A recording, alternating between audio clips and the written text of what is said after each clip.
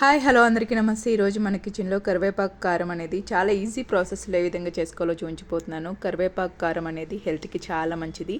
పొట్లో ఉండే నలుపురుగు అనేది చచ్చిపోతుందండి. పిల్లలకు కూడా హెల్త్కి చాలా మంచిది.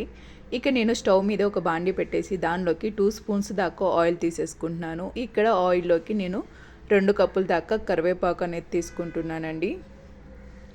పచ్చి కరివేపాకుని చక్కగా వాష్ చేసి చక్కగా డ్రై చేసి ఇక్కడ నేను తీసుకుంటున్నాను. ఇలా తీసుకున్న కరివేపాకు కొంచెం చక్కగా మనకి ఆయిల్లో అనేది అంటే కరివేపాకు చక్కగా వేగాలండి. మనం ఇలా ఆకు అనేది ఇరిస్తే టక్ అని చెప్పి ఇరగాలన్నమాట. సో అలా క్రిస్పీగా అయ్యేంతవరకు మీడియం ఫ్లేమ్లో చక్కగా వేయించేసేసుకోవాలి. ఇక్కడ కరివేపాకు ఇలా మనకి ఆకు ఇరిచిన వెంటనే ఆకు విరగాలన్నమాట. సో ఇలా కరివేపాకు వేగాక కరివేపాకుని ఇక్కడ నేను ఒక ప్లేట్లోకి అయితే తీసేసుకుంటున్నాను. ఇప్పుడు అదే బాండీలో కొంచెం ఇంకో 2 స్పూన్స్ ఆయిల్ వేసేసుకుని ఇక్కడ ధనియాలు కూడా తీసుకుంటున్నానండి. ధనియాలు కూడా వేయించుకోవాలి మనం. సో బాండీలోకి 2 స్పూన్స్ ఆయిల్ తీసేసుకుని మరొకసారి నేను ఇక్కడ 2 కప్పుల కరివేపాకుకి 1 కప్పు దాకా ధనియాలు అనేవి తీసుకుంటున్నాను.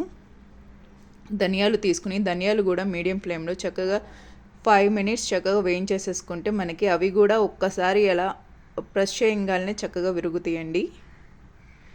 ఇలా మనకి ఈ క్రిస్పీ వచ్చాక ధనియాలకు కూడా దీనిలోకి నేను ఇక్కడ 1/2 కప్పు దాకా జీలకర్ర తీసేసుకుంటున్నాను.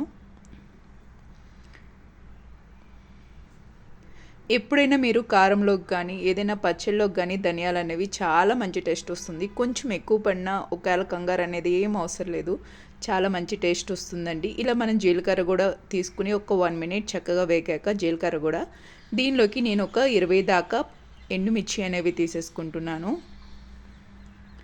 ఇలా ఎండుమిరగాయలు కూడా చక్కగా వీటిలో మనం ఒక 2-3 మినిట్స్ చక్కగా వేయించేసేసుకోవాలి.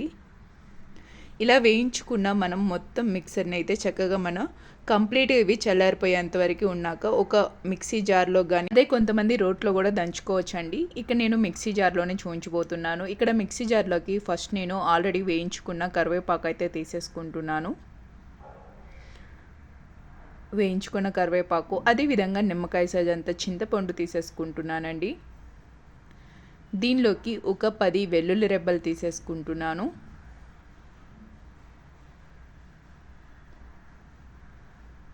ఆల్రెడీ మనం వేయించి చల్లారి పెట్టుకున్న ధనియాలు ఎండుమిరగాయలు కూడా తీసేసుకుని వేయించుకున్నాక చక్కగా మనం కంప్లీట్గా ఆరిపోయాకే ఈ మిక్సర్ అనేది మనం ఇక్కడ మిక్సీకి గ్రైండ్ చేసుకోవాలండి. లేకపోతే మనకి వేడి మీద చెమ్మ అనేది వస్తుంది. ఇప్పుడు మనకి కారం అనేది ఎక్కువ రోజులు అనేది నిల్వ ఉండదండి. ఇలా మనం ధనియాలు కూడా తీసుకున్నాక దీనిలోకి అయితే 1.5 స్పూన్ దాకా నేను కల్లుప్పు తీసేసుకుంటున్నాను. మీకు సాల్ట్ అవైలబుల్గా ఉంటే సాల్ట్ కూడా సేమ్ 1.5 స్పూన్ అనేది ఈ క్వాంటిటీకి కరెక్ట్గా సరిపోతుంది. కారం అనేది గ్రైండ్ చేసుకునేటప్పుడు ఆపి గ్రైండ్ చేసుకుంటే మనకి చక్కగా గ్రైండ్ అవుతుందండి.